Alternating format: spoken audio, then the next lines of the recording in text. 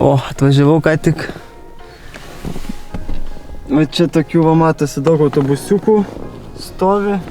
Nežinau, iš tikrųjų, mažai ką žinau, nežinau kiek čia jų bus. Žinau, kad važiuosiu į Ukrainą, kažką vešim irgi, siuntinis kažkokius. Daug neklausinėjau, radau Facebook'e tokį pranešimą, nors mačiau, kad dabar labai daug kas veža, važiuoja, aukoja, vyksta toksai gerumo pliūpsnis, vienybės pliūpsnis. Tai visi, kas ko gali, tas prisideda. Tai aš skirsiu savo laiko, parą kokią, daugiau turbūt 2 dienas ir važiuosim vešim siuntinis. Dabar keliaujam, apsižiūrėsim, pasikalbinsim kažką, tai gal kaip čia, kokios čia mintis, ką čia vežam. Ir panašiai. Dėžės kažkokios daryti? Generators.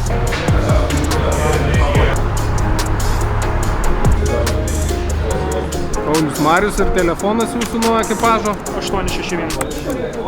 Nu tai kaip čia viskas vyksta? Vyksta taip, kai dabar renkasi ekipažai. Visi suregistruosim visus į vieną gražią eilę, kad palaikytume ryšį tuomet, kai jie išvažiuos. Tas ryšio palaikymas labai svarbus tam, kad tuo metu, kai jau nuveš krovinį į reikiamą tašką ir kai grįš atgal su žmonėmis, tai kad palaikytume kuo sklandesnį bendradarbiavimą ir kad mašinos nesiblaškytų ten Lenkijos pasienį, kas yra labai sudėtinga, nes ten srauto daug. Palaikom ryšį su savanoriais tenais ir kai turim aiškę grupę žmonių į konkrečią vietą, nebūtinai tą, kurią mes sieną kirto, mes važiuojam pasiimti ukrainiečių, kuriems reikia prieglobsčio Lietuvoje. Kiek mūsų važiuos? Važiuos, jei žmonėm 38, jei mašinom 19. Žmonėm, atsiprašau, 37, nes važiuos 3-2 mašinom, tai va taip bus. O ką vežam? Ką vežam, tai tikslinę pagalbą tiems, kas kovoja už Ukrainą. Tai nėra maistas, tai nėra sauskelnės, nes jau ten, sakė, Lenkijoje darosi šiukšlynas. Ir dėl to mes vežam tai, ko reikia kariams ar ten gynybą užsiimantiems. Bet tai nėra šoviniai, tai nėra patrankos, tai nėra kažkas tokio, ką reikėtų labai slėpti. Tai yra tiesiog drabužiai reikiami kariams, tie dalykai, kurie labai susidėjo. Šie mikroautobusai pilnai pakrauti humanitarinę pagalbą. Didžioji dalis krovinio pirmos pagalbos vaistinėlės. Bandėme skaičiuoti, tai bent jau mūsų komanda surinko apie 5000 vienetų. Šiek laiko, kad irgi galėčiau važiuoti kaip vairuotojas ir skirti savo laiką, važiavimui, vežant krovinius. Na, tiesiog yra gyvenime darbai, kuriuos tu privalai atlikti, jeigu tu esi pilietis. Vien parama daiktais ši lietuvių pagalbos misija nesibaigs. Iškrovus krovinius keleiviniais mikroautobusais planuojama parvežti ukrainiečius, bėgančius nuo karo. Jausmai kokie širdį, didžiuojatės padėdamas? Na, tiesiog yra gyvenime darbai, kuriuos tu privalai atlikti. Nu ką, darbai baigti, o dabar bus neįdomus savaitgalio nuotykis. Važiuojam čia va mūsų autobusą su Paulium. Vėliavas lietuviškos, operatoriai. Važiuosim į Ukrainos Lenkijos pasienį. Tai kaip suprantu, dabar važiuodami per radiją neišgirsim. Ne, neišgirsit. Gali būti, kad ir pirmadienį neišgirsit, nes žmonės juokauja, žinai, juokiasi iš mano liemenės, sako, matyt, giliau kažkur važiuoju. Sakau, ne jūsų reikalas. Bet šiaip tikrai visi galim prisidėti, tai prisidėkim. Linkiu pirmadienį grįžti į eterį. Ačiū. Aš irgi norėčiau labai grįžti pirmadienį į eterį, jeigu ką. Tai va toks čia mūsų kiekis didelis, tai dabar apsitarimas, viskas, sėdėm į mašinas ir važiuojam, viską pasiskirstam ekipažus, gavom mašinas ir važiuojam. Pala, biškė, tai tolin. Jau dabar nebesirūpinti. Bent jau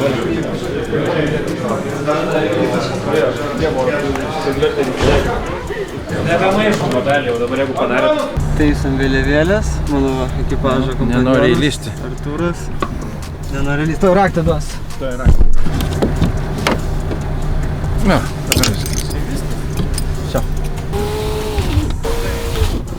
Nesimato, bet čia mūsų jau stovi apie 20 mašinų. Kiek mūsų mašinų? apie 20. Kaip man gerai, turėsim, jeigu šalia žurnalistas, tai nebijosiu ir pakalbėti.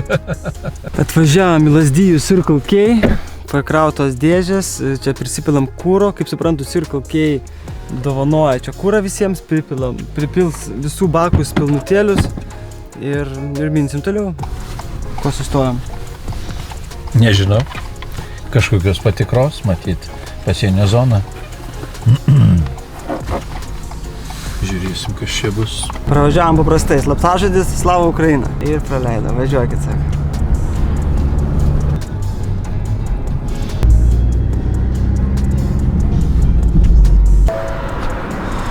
Kol kas mitas, kad nėra kuro, nepasitvirtina. Jau kiek važiuojam visur yra to kuro. Nėra lentelių, ką tik įsipylėm dar 15,5 litro, kad pilnas bakas būtų, kad jeigu kažkur toliau nebūtų to kuro, nes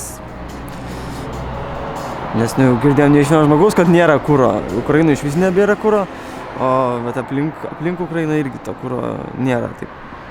Kol kas yra, esam dabar prie Liublino. Praktiškai Liubline esam. Dabar yra 1 valanda nakties, liko mums porą šimtų kilometrų iki vietos. Aš nežinau, kurį rinktis. Plius ta mėlyna rodo geriausias yra. Lengva mankštelė tarp važiavimų.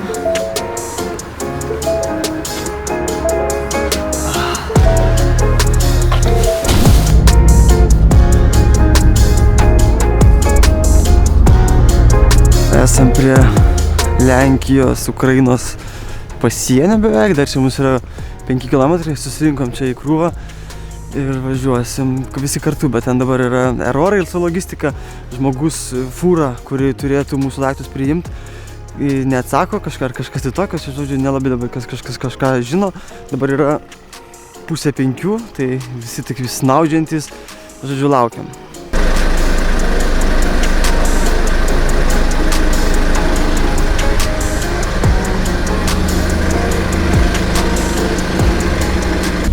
Buvo porą valandėlių pamiegojom, kokį pusvalanduką pamiegojom. Ir dabar kažkoks judesys. Rašo, kad rikiuojamės į eilę, susidedam vėliavėlės, truputį judam. Taip ir darom.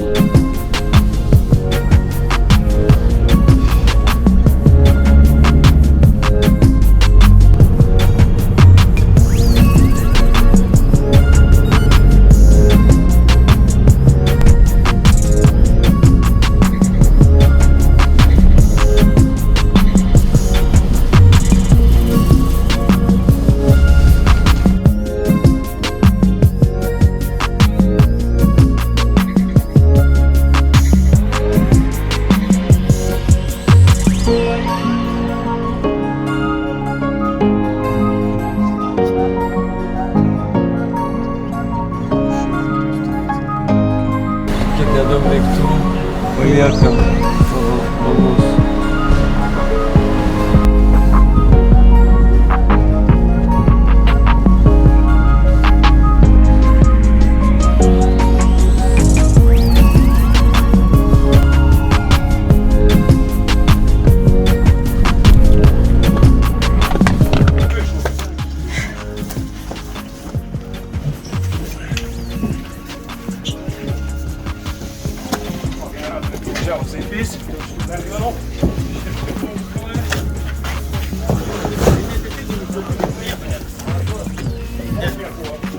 Mačiau, duodi.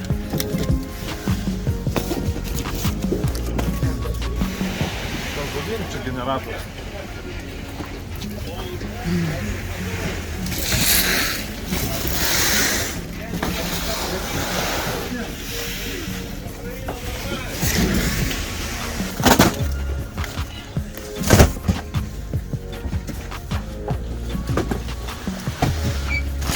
Kalėdų senelį.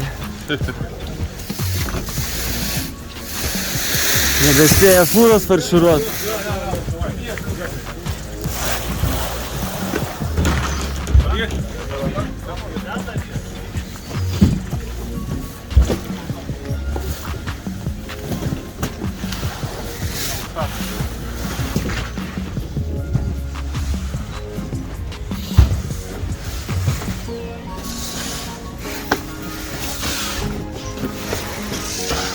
Žaibiškas iškrovimas, iškrovėm greitai savo. Tik svarbu iškrovėm. Iškrovėm kitų. Galim važiuoti. Dabar su telefonu filmuoju, nes prieš tai kamerą paprašė patraukti. Čia kažkokia labai jautri zona. Jo. Viską išsikrovėm, dabar važiuojam ieškoti žmonių susirinkti.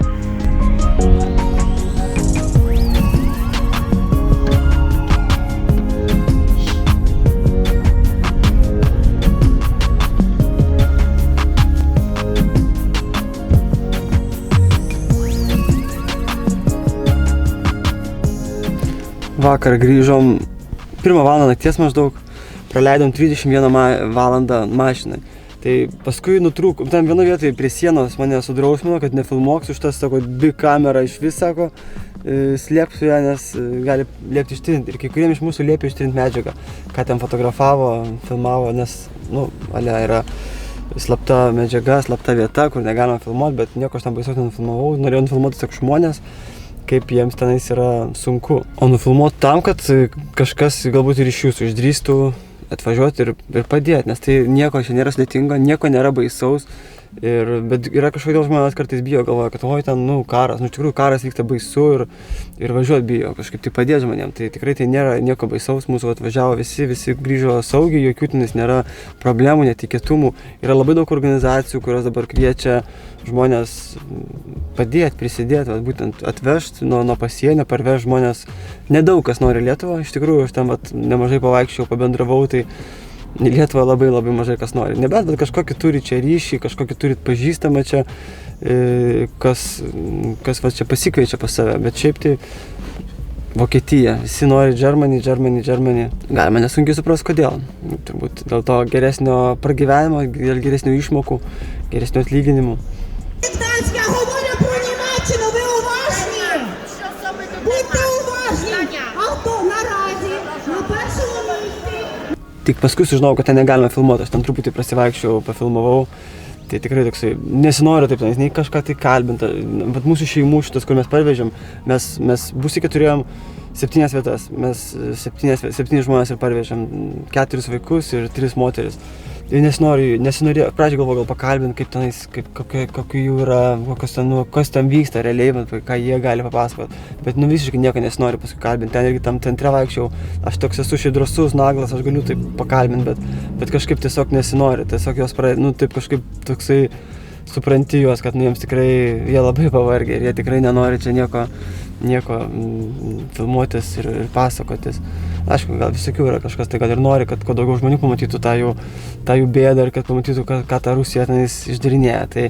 Bet aš jau nelindau niekur su kamera, tiesiog paskui sustojau filmuoti. Mes jau čia važiavom, bendravom, parvežėm visus, buvo labai vėlus vakaras, naktis. Vaikams tai savotiškas nuotykis, kažkur tai važiuojam, kažkokia šia siena, daug žmonių, kažkokia tokia kelionė. O mamos tai tas tiesiog, tam centre skirstimo, ten tiesiog vaikščiau, ten verkė, žmonės raudo, mama tokia stumdo vežimėlį savo vaiką, ten vaikas verkė, jinai verkė, vaikas verkė, būdu verkė, jis atraukė į apsikabinus, čičiuoja, toks atrodo, tikrai sunku. Keletą metų seku tokį Vidmantą Balkūną, toks fotografas yra. Jisai karo fotografas, važinėja po tokius karštus taškus ir daro reportažus, fotografuoja. Tai taip dažnai jis rašo apie tą momentą tokį, kaip nesinori kartais spausti to gaiduko, to fotoaparato gaiduko, ar filmuoti, ar kažką tai kalbinti. Tai atrodo keisto, kaip nesinori, jeigu tai atrodo, kaip tik tau užfiksuosi tos kažkokius sunkius momentus, bet dabar pabuvau tokiam, tikrai, čia nebuvo kažkas tokio labai sunkaus, čia tik taip emociškai, emocijos, nes žmonės taip palikę savo artimuosius, palikę vyrus, palikę viską, išvažiavę vieni tokią nežinomybę, bet jie jokio skausmo tokio tiesiog nepatiria čia. Čia tik tai labai tokio mažas įsivaizdavimas tik tai gali būti, ką tu jauti dirbdamas tokį darbą būtent tose karštuose taškuose. Tai tikrai nelengvas darbas. Tai dar kartą, ką aš noriu pasakyti, tai važiuokit, padėkit. Važiuokit, susiregistruokit, yra labai daug organizacijų, kur gali priimti apgyvendinti pas save, galit kažkur tai įdarbinti, galit tiesiog eiti, sėsti už vairo ir parsivežti tos žmonės. Yra grupė Facebook'e, čia paliksiu komentaruose. Jeigu šiaip žinot kažkokių organizacijų, kam reikia žmonių pagalbos, parašykit komentaruose tas organizacijas. Jeigu norit patys savanoriauti, tai kreipkitės tas organizacijas, kurios tą daro. Jeigu tiesiog pats paprasčiausias dalykas, man atrodo, ką gali pats padaryti, sėsti savo mašiną, prisipilti kuro ir važiuoti į Varšuvą, nes žinau, kad iš Varšuvos nemažai kas nori važiuoti į Lietuvą, važiuoti tiesiai į Ukrainos pasienį, į tuos centrus. Ir tiesiog Facebook'o grupai susirasti galit, ką reikia parvežti į Lietuvą. Tikrai labai lengva šitas dalykas. Atidarysit Facebook grupę, iš karto rasit, kas nori važiuoti į Lietuvą. Dar irgi patarimas, nedaryti jokių susitarimų su tais, kas yra Ukrainoje, dar vis Ukrainoje, ir jie sako, kad mes jau einam link sienos, tai mums jau reikia pagalbos pervažiuoti. Jie tikrai nežino, kiek jie laiko užtruks ant sienos, nes žmonės užtrunka po 17 valandų. Tai ten su mažais vaikais, ten poros mėnesių vaikai, jie ten laukia valandas šaltyje, ant sienos. Ten jie tokie visi su pledukais ateina, susigaubę, sušalę. Čia va moterį, kurį vežėm, sakė, aš dar dabar net šalau, mes jam vežėm ją, nežinau kiek ten valandų. Sako, aš dar dabar negaliu atšilt pilnai, nes jai tiesiog kažkoks yra šalusi pilnai, taip jau, nu, kita, sakė, lytis temperatūros turi. Tai, nu, čia tokios smulkmenos, aišku, išgystas, tie gripeliai, bet kokios ten psichologinės lieka traumas, tai nežinau, kiek metų reikės jas gydytis. Dar tuo pačiu važiuodamas tikiuosi, kad jeigu nedaug dieve būtų pas mus karas, tai aš labai tikiuosi, kad ir pas mus kažkas atvažiuos ir paims mūsų moteris ir vaikus ir išveš iš Lietuvos. Nu čia aišku toksai, geriau, kad to nebūtų, geriau galbūt pavyktų pačiam išvežti prieš visą tai, bet niekada negali žinot, kada čia kas atsitiks. Dabar tokiu neramiu laiku gyvenom, tai šlovė Ukrainai, slava Ukrainai ir susitiksim kitą kartą. Eikit, savanoriaukit, prisidėkit. Geriausia, ką dabar galim padaryti, tai padėti jiems tuo, ko galim. Ar pinigais. Drabužių ten tikrai nebereikia, aš jau kaip suprantant, už tų visų savartynų jau užtenka, ką čia į savo spintų suvežėt. Dabar reikia tokios tikslinės paramos. Tai geriausia kreiptis į tas organizacijas, kurios renka tą paramą, kurios organizuoja vežimus net į pačią Ukrainą, į Kijevą, ten Lvovą miestus. Tai geriausia kontaktuoti su tom organizacijom ir arba nupirkti kažką tai, kažkokių tai tikslinių daiktų arba tiesiog pinigus paukotom organizacijom, o jos jau pasirūpins ir nuveš ir pasirūpins, žodžiu, tą paramą. Tai ten Blue Yellow, geltona mėlyna, kaip ten ta organizacija, turbūt pagrindinė tokia, žinau, projekties žvalgas, irgi ten daro, jie ten daro tokius ekstremalius žygius, į pačią Ukrainą veža jau dalykus, tai galite irgi susirasti. Jeigu ten kažką dar žinot, žodžiu, komentuokit. Iki pasimatymo. Būkim stiprus kartu.